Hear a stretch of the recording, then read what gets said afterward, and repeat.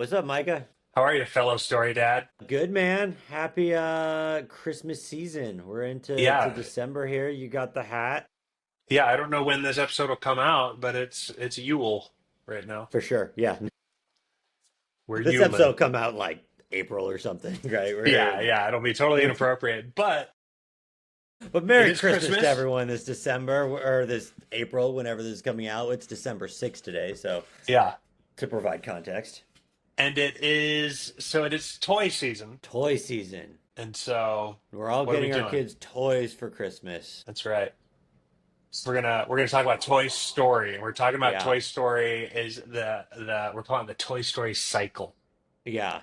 Are we gonna go all the way through four or I five think when it's that comes worth up to? doing the Toy Story saga plus one. Like I think Yeah, it's okay, yeah, worth yeah. That's a good way to put it. It's four is such a stark contrast from it. Anyway, that's a different podcast. But that is a different uh, podcast. But in discussing it as a whole, and also there's Toy Story 5 that's been announced, which I'm really bummed about, but maybe I don't know. It's not going to be any good.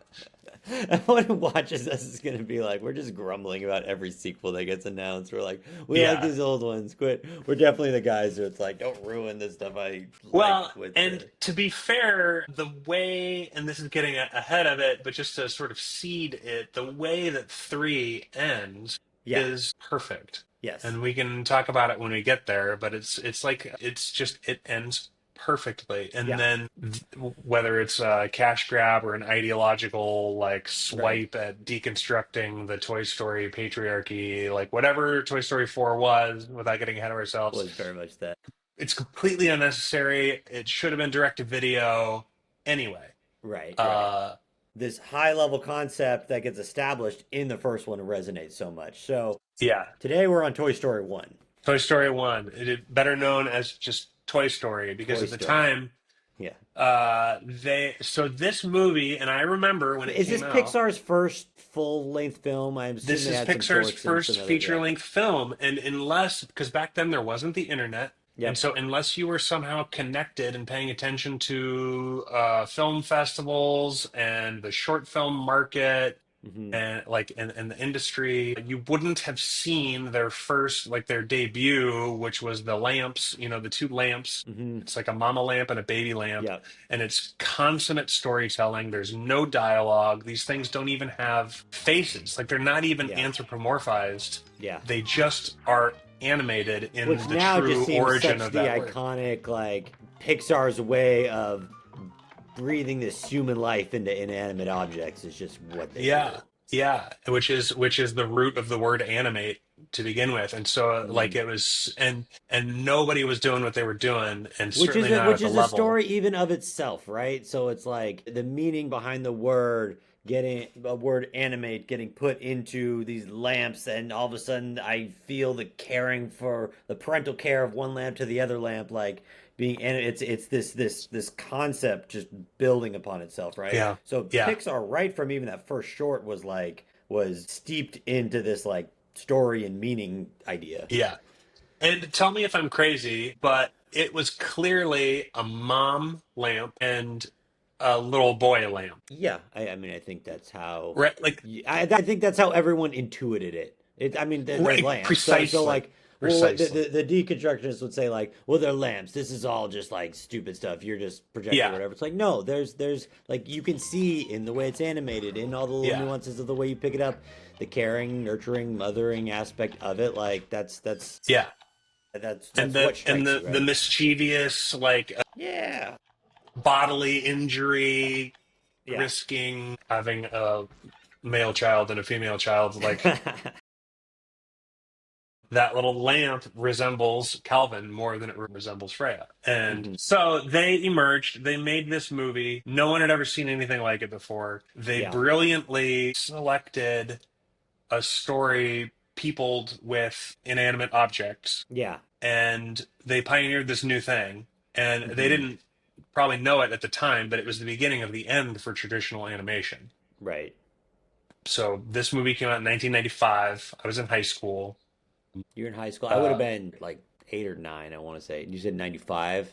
Yeah, I'd have been 8. yeah. So for you, it was still you're Yeah, I watching mean it as a it kid. was a perfect kids movie. I remember thinking Yeah. like this is the coolest animation I've ever seen. Like Yeah, you were it Andy's felt like a age. video game, but Yeah, it played cinematically like a movie, and yeah, it seemed like this is. I remember like crappy versions of CGI type stuff coming out before, and it's like this one kind of works. I mean, it feels dated now, and especially the animation. The first one feels aged, but it's I mean, it was mind blowing at the time. The yeah, visuals. yeah. No one could believe that you could do what they Hmm. did, and not only did they the technical level of delivery astound everybody, but the quality of the story is so Yeah. high. And so Well, and with with that, it fits even this like you said, the inanimate toy objects coming to life, interacting with humans in a all from the lens of like a child's playroom. mm, I don't know, something about the animation just the style just fits it so well. Like if you put this movie in, your classic Disney's animation style, like in Aladdin or Little Mermaid, it doesn't resonate. It's not like yeah, these child toys coming to life. It doesn't feel that, I don't think that yeah. would click the same way. Well, and so now let me zoom in on this fractal and sort of like Hmm. land this plane into here's the transition into what Yeah. I think these movies are. Which we talked about the idea of animating. It's the gods breathing life into something Hmm. inanimate. And so these stories are in a very like Greek uh structure. Yeah. These are religious movies, like almost explicitly. In like the mortals are the toys Hmm. and the gods are the people. Yep. And so Andy these is the Almighty. these toys are all, yeah, Andy is their deity, Hmm. and they all have purpose. These are movies about hubris, like you have your defined purpose and your role Hmm. in relation to the Yep. divine, Yep. and your hubris, your failures to live into that purpose Hmm. properly, And or to put aging and things, maturity as your role changes. Do you yeah. change with it? Do you roll with Well, it? Or do you. especially Toy Story 2 and 3 are very much about those, but this one, I think, No, I'm thinking with like Woody reluctant to be like, I'm not the top toy right. anymore. So Woody's a sheriff. What do sheriffs Hmm. do? They keep rules, right? They're Yep. an agent of the state. They're an agent of bureaucracy. They Yep. are like They they're maintain order shepherds. amongst their town. Yeah, we see him. He starts by rescuing the sheep. Hmm. He has a romantic relationship with another shepherd, right? So there's this pastoral, like keeping the flock. He's a rule Yeah. keeper. He's a rule follower. But the purpose of a toy is to please God, Hmm. right? Just as our purpose as mortals is to please God. Right. And whichever God you serve, and in this case Hmm. we serve Andy, right? And he's this Hmm. benevolent, kind, loving, like he's a good kid, and he really Hmm. loves his toys. Yeah. So we have other gods in the universe. We have He's not Sid, who's the right, we have the psychotic. god of the underworld, Yeah. Sid, who literally Yeah. wears the symbol of death on his chest, Right. right? So I really think this is, and Yeah. again, this is one of those things where like I don't know that they had all this stuff at the front of their minds when they No, were I mean crafting this definitely not. But story. it's implicit. It's the reason why this stuff resonates. Yeah. And it's emergent. It's Yeah. like it's so deeply seated Hmm. in the way that we engage with the world that it Yeah. just it emerges. And animated films are kind of made by like consensus. There's like a large Yeah. team that all generates all this stuff over a Hmm. decent period of time. So you can credit the writers, which we should. Like Joss Whedon is the top Yeah. credited writer, and I think he's a name that's largely forgotten Hmm. lately. But man, like name a stinker that guy has done. Right. There isn't one. Right. So Pete Doctor. yeah, and Andrew Stanton, and like so it's just so we didn't know that these minds were going to go forward and like dictate the next probably 20 years. I think between 1995 and It's one of those guys 2015. when you look at like all their work and then you go back to like, oh, where are they starting? It's like, oh, of course they did Toy Story. Like, Right. of Yeah. course they started this whole thing. Of course. Yeah. Yeah. And Okay, so you have the garden, like you have the city, whether Hmm. it's Athens or right. So you have their little world, and it's Woody has a place in it, and his Yep. hubris, where he derails from his true purpose, Yeah. which is to serve Andy, and to he sort of keeps the peace. He starts placing his role Yep. in serving Andy above actually serving Andy. So he gets this pride in his place as first and in rule keeper. Andy's And then here favorite, comes, and I'm yeah. yeah, and Andy's favorite. He's favorite of the gods, And and he and and and flexes the, it. as Andy's favorite, he is the favorite and the leader of all the other toys. And as Right. He gets Buzz, to be the boss. yep, yep. And as And as Buzz replaces so those him, roles all the other compete. toys start. Yep. Right. So now a new sheriff comes because what is Hmm. what is Buzz? But he's a space sheriff, right? Yeah, yeah. He's So a new space ranger. so yeah, here comes the new order, and his hubris is that he doesn't know he's supposed to please Andy at all. Hmm. He actually thinks that he's one of the gods. He thinks that he's Mm. a mortal Yeah. who has the job of a mortal, Mm. and he's not going to follow the rules. Yeah. And he gets adored for it. Mm. So both of them have these hubrises that cause them to be at cross purposes, and they have overlapping roles that are conflicting Yeah. because Yeah. they're both vying for favorite, and they're both vying for who's going to set the rules around here. Yeah. That's good. And there's a little bit of a Cain and Abel thing here too, which is like Woody is going to break a rule, and he Hmm. doesn't break rules, he makes rules. And so he's Yeah. going to take, Abel, like the new favorite son of Andy, he's going Yeah. to throw him down in a pit, and so that his sacrifice to Andy can be preferable. And so he commits this sin, right? Like we're in the garden and he commits this first sin, which is to cast a toy down into the pit, and he screws up and actually Hmm. accidentally knocks him out the window, and Yeah. now he's a killer. And so then they are cast out, so he's forced to go out into chaos, Yeah. like out into the outer world Yeah. beyond the garden, the walls of the garden, Yeah. to try and absolve his sin and rescue Buzz. Hmm. And he just wants his place back. He wants his place in the roost back. Right. Right. And then their combined hubris is what actually casts them out completely. Because when Buzz sees him on the back seat of the car and he says, revenge isn't a concept on my world, but we're not on my world. And then Yeah. Yeah. and Oh, like yeah. now they're really Yeah. screwed because The both fight of at the them, gas station. right? So they both killed each other more or less, and now they're lost they're out in the realm of the gods. Right. So Yeah.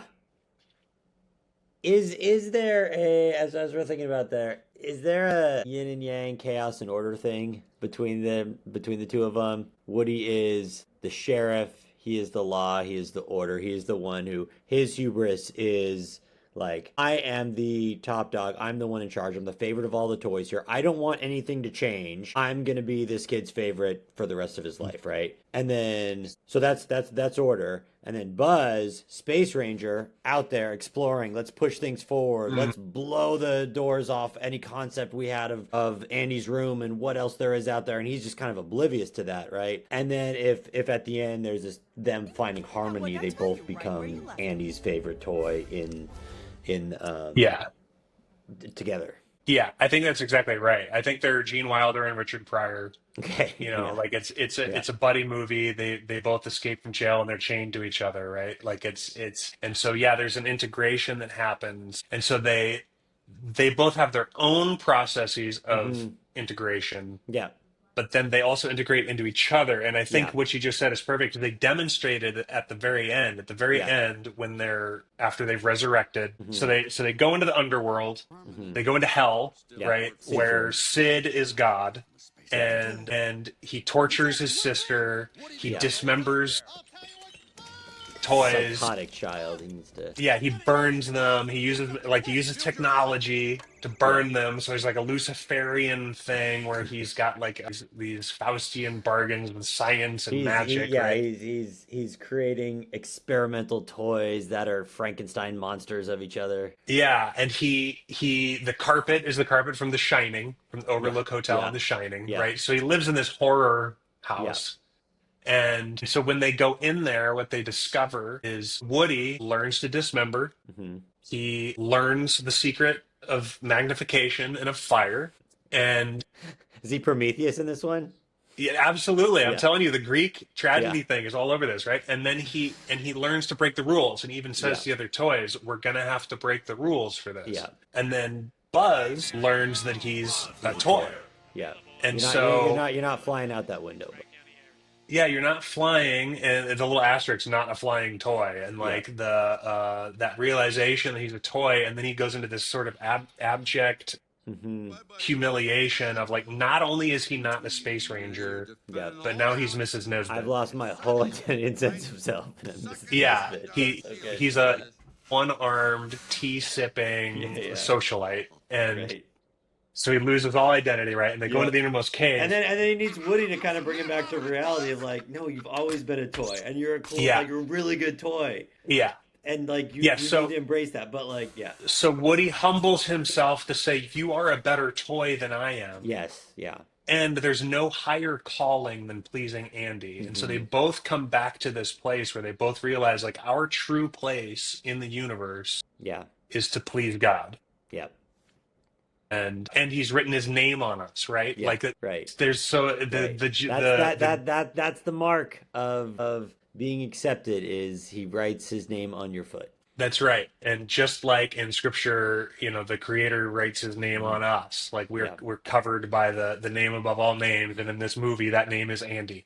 yeah, And so once they both accept this, they have this great sequence where they overcome Sid, right? And so they yeah, overcome the devil. yeah. Woody Right, and becomes a you said monster. Woody learning he's got to break the rules. He literally like overcomes Yeah. him by like he comes to life in front of the kid. You're not supposed to do that. Yeah. Yeah.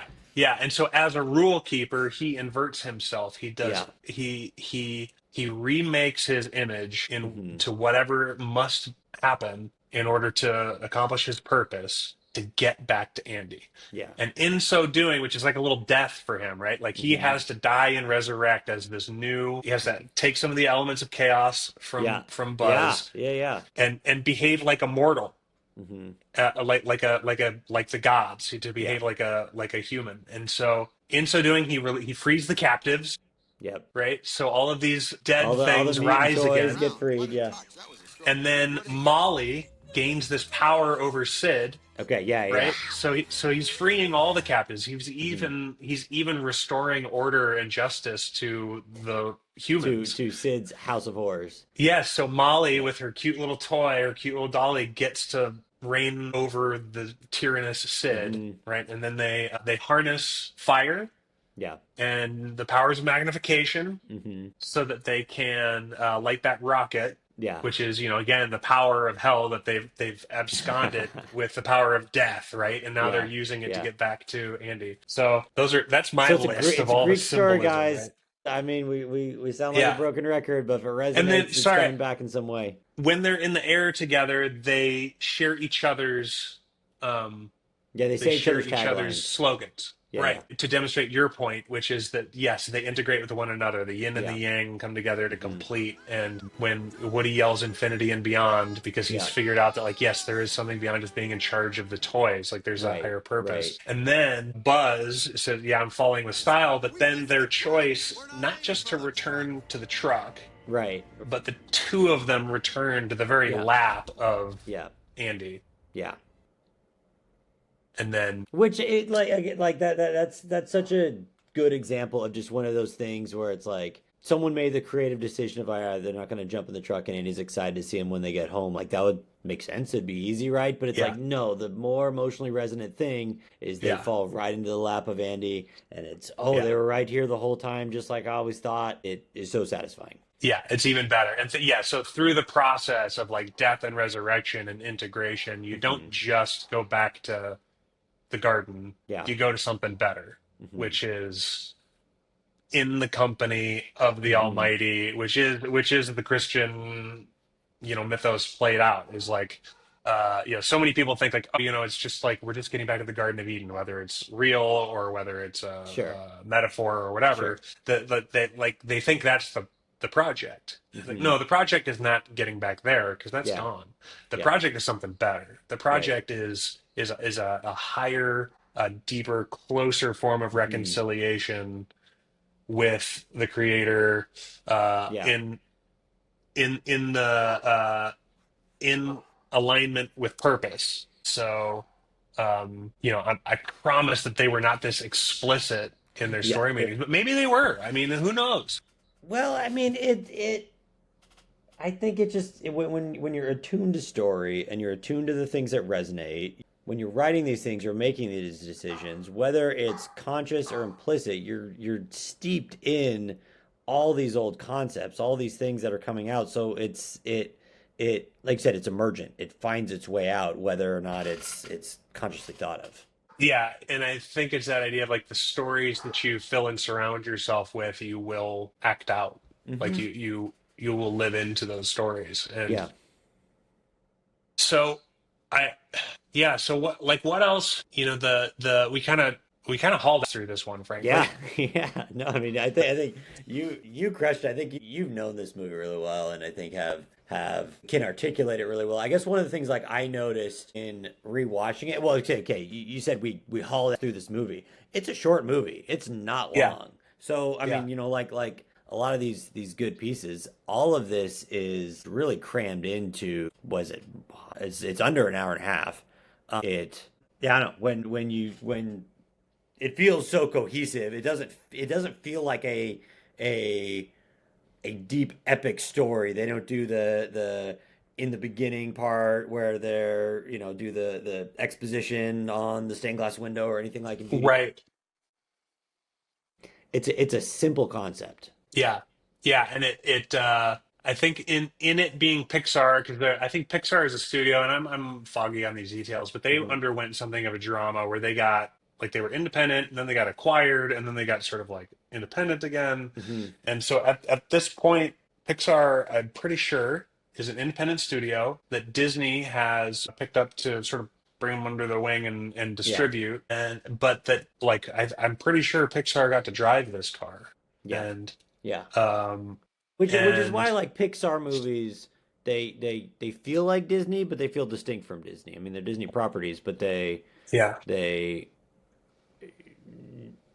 I think we instinctively put them under a different umbrella than you would yeah.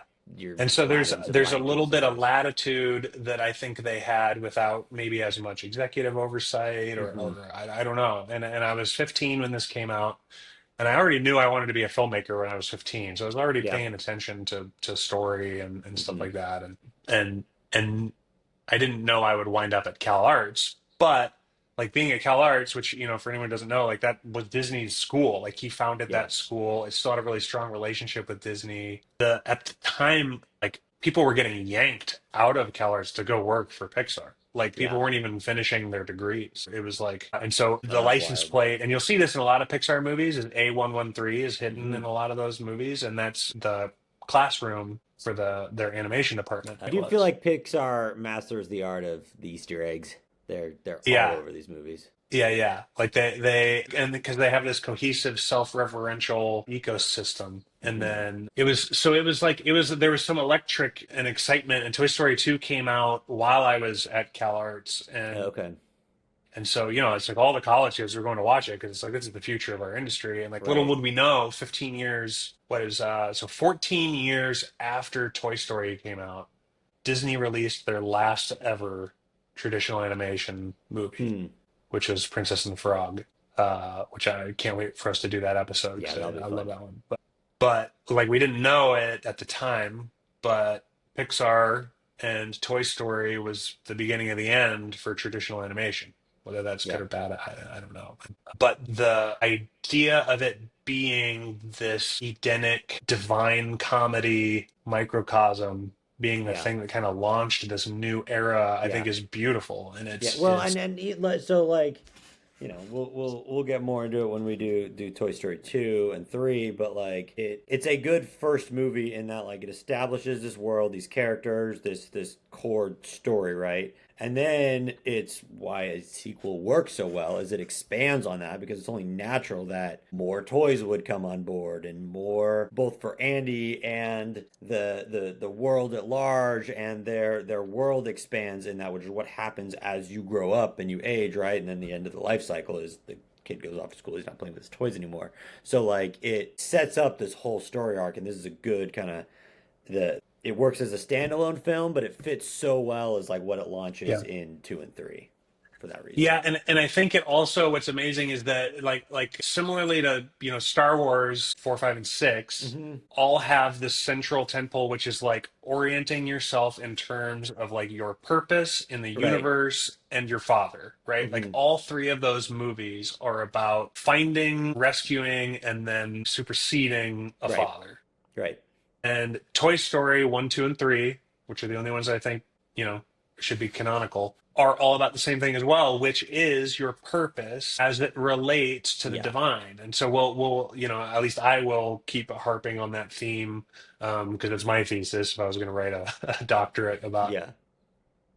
about these. And so also the little green men are like these religious zealots, like they're these cult members with this very, Oh, very you're not talking about the devout, army men. You're talking about the space yeah, the aliens little or the aliens, yeah. right? The little three-eyed Ooh. aliens. And they have a third eye, right? So they're like these little spiritual guys and they like worship and they're very like, Yeah. somewhere between like really devoted Hare Krishnas and like complete UFO cult, like there's something, but they're in that theme of Yeah. religious devotion. Yeah. And they have maybe the greatest setup and payoff of any movie series ever in Toy Story 1, 2, and 3 Hot take there. is we start with them worshiping the claw, The and claw. nobody in any of these movies has a more rigid and devout faith structure than they do. And then lo and behold, not to totally bust the whole thing, like we'll get there when we get to Toy Story Yeah. 3, Yeah. like the payoff of these little green men and their That's great. devotion actually, so we see that it is devotion to your faith structure Yeah. that actually Saves you. rescues you. Yeah. Saves you That's and good. everybody else. Yeah. And Yeah.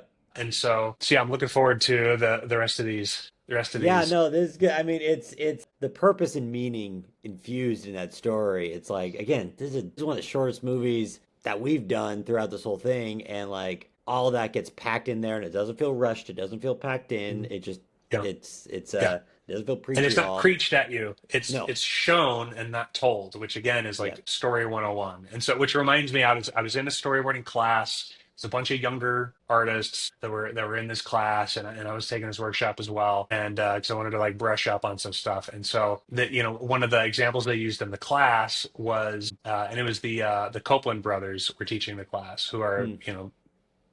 at the cutting edge of writing and directing today. Yeah. So I was taking their class. They showed this clip that was, I think it was a clip from Toy Story 4, but I'd be willing to bet anything that it was actually cut from Toy Story 3 and then resurrected for Toy Oh, Story 4 because it actually has pathos. okay. And nothing else in Toy Story 4 did. So they show this clip, and someone in the chat was like, Woody's actually a complete dick in Toy Story 1, and it's like, yeah, it's called a character arc. Yeah. And I know that you're young, and movies for the last 15 or 20 years have not had character arcs. Right. Right. Um, and I have theories on why, but yes, it's a character arc. Woody is a dick Yeah. at the beginning of the movie. Yeah. He's not a dick at the end of like Yeah. that's how stories work. Yeah. Is Yeah. He's this good guy. He's respected, but he's got his issues yeah, and he's got his yeah, flaws, and then he yeah, has to work through his flaws over the course of the movie. right. And that makes him a better person. And what And makes so you resonate with him as a person, right? It's what makes him the hero. It's not because he does all the good things and is the good guy and right, is yeah, admired he's throughout not the this whole thing. perfect Mary Sue tabula rasa, born divine and uncorrupted. Yeah. It's and I don't know what it is. I have a couple theories, and one of them is that either we are in the process of making so much media and it has to be made so fast that the We people don't who are have time hiring the for people story that arc and write it. development. It's just a nuisance we don't have time for. Yeah, it's like you just need quantity over quality. Yeah. You hire anybody that just seems to be believable The to tell a Netflix model, story. we'll have a couple prestige franchises and then we just crank out the junk. Yeah, yeah, and everything else just gets cranked out. And so these people wind up developing these resumes that make it look like they should be good storytellers, and so then they get put in charge of stories that they have no business being in charge of. Right. Or my other theory is that nobody actually teaches writing anymore, because writing 101 is like the first thing you ask is who is your character and what is their Yeah. flaw. Right. That's like the first question. And so that my other theory is that like nobody teaches writing. And Yeah. so it's just nobody knows 101. And then my third theory is that they do teach writing, but they don't teach it using literature. And they teach it using more postmodern framework where Well, then it becomes preachy. It's what's your message? What's the power play you're trying to yeah, make in yeah, what you're writing? and potentially that there's this whole generation of narcissists who, because they believe the ideology, do not think they have a flaw, and so they actually can't identify with a character that has a flaw Hmm. because they believe that they are good and right and perfect, I and see. I see. therefore protagonists should always be written good and right and perfect. Yeah, which is a bummer for them because it not only makes your work not as good, but it makes you more boring because if you don't see any of your flaws in you, you lose everything of what makes you interesting. Right, and you also limit your capacity for growth because conflict with your flaw. Like Woody must And confront Buzz. his flaw, And and it's the you get these interesting story or the character developments that cross each other and they both have to acknowledge their flaws and then go back in different directions and the interplay between those is what creates all the richness there. But if it's just like, hey, this person just kicks ass the whole time and they're good and virtuous and on the straight and narrow the whole way, it's like, okay, right, like and which means that everyone else in their world is either some kind of sub quality dupe or a villain, which yeah, is how you get like the newest Star Wars movies, where it's yeah. like Rey is just better than everyone she meets. Hmm. So they're all kind of lame, like and Hmm. uninteresting because you're just Yeah. a superior surrounded by inferiors, Yeah. or they're just blatantly bad, which Well, is because also everyone's interesting. the whole story just becomes everyone realizing like Ray, this person we thought wasn't anything, turns out she is the best of Yeah. everything. Oh, Got it. Why she's didn't the we see that the whole best. time, right? But Right. she's her character is boring, and it's why Yes. like all the stories that do that, the main character who you're supposed to admire coming away from that is not the most interesting character. I heard that about the Barbie movie. Everyone was like, Ryan Reynolds' Ken was the most interesting part of the whole thing. Like, yeah, Right. because he's the Yeah. only one who has a story arc. He's the only one who Yeah. has like a process with it. We're not Yeah. gonna do that movie, but like same thing. Yeah. Yeah. Yeah. Yeah. And so the great thing with Toy Story is it viewed properly, it causes one to look at it and go, I am a toy. Hmm. Like I am not Andy. I am a toy. Where is my who is my Andy? Like I am a toy. It's like when you watch Boogie Nights, the correct posture to take is I am a dumb porn star Yeah. who overinflates the importance of what I'm doing. Right. Right. Like I am debased and degraded and Hmm. pathetic. How can I not be that way? Like Right. and so not to bring Boogie Nights and Toy Story is quite a Who saw but that it's one like that. coming? Yeah. Yeah, yeah. If anyone had that on their bingo card, We've like we've got a lot yeah, of tie-ins on this one people didn't expect. Boogie Nights, I think, is yeah, the top of the pound. yeah. That's the crown right there. So yeah, Toy Story and Boogie Nights. Yeah. So properly framed is I am a rebellious toy. Hmm. How do I integrate myself, overcome my Yeah. hubris, and place myself in the proper posture according to my purpose? Right. And we see that when they do that, you get maximal joy. Yeah. Buzz and Woody become inseparable friends. Hmm. Together, they allow Andy to play in a new way that he couldn't before. Yep. Yep. He can now genre mash, westerns and outer space, which is how you get Star Wars, by the way. Right. Right. And the level of play of the entire Yeah. kingdom elevates, Elevates. which we'll see, when we get to Toy Story 2. The opening of Toy Story 2 I think is the opening of Toy Story 3 is yeah. Toy Story 3, yes, is the most elevated level Yeah, of yeah. play Right. imaginable. Yeah. Right. Well, and they have to let go of their egos, of their plans. Yeah. Woody's goal at the beginning is like, I'm gonna remain top toy. That's his goal, right? And he has to Yeah. ultimately let go of like that is not a good enough goal. Like that is Yeah. not a Yeah. good enough, a high enough vision to connect with. And once he lets go of that, submits to what his purpose is as Andy's play toy to do as Andy sees fit, then all the joy of a deeper friendship with Buzz, of new characters that come along the way, of connecting and building the society that is the toy room, like they all of that elevates. And it's a cool arc. Is Yeah. there a villain comeuppance piece that we see in this one? Is it Sid? Yeah, I mean, I think the villain, other than the villain being Woody in a Yeah, other than the sense, villain within themselves, Woody. is Yeah. Sid, who his comeuppance is that his entire power structure gets inverted. Mm-hmm. Molly becomes in charge. The toys become tormentors, Yep. Yep. and so he gets justice. And I think all of us know that deep down inside, like Sid's sequel is like him being a better kid. You Right. know, Yeah. Yeah. Yeah. like Wait, is there some Easter egg where he's like the garbage man in some movie or something?